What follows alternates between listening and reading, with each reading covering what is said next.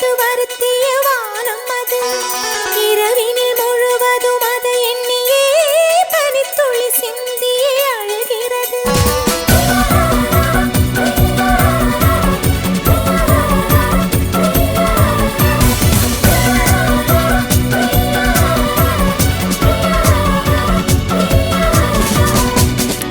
தேவதை வம்சம் நீயோ, தேனிலா அம்சம் நீயோ, பூமிக்கு ஊர்வலம் வந்த வானவில் நீயோ.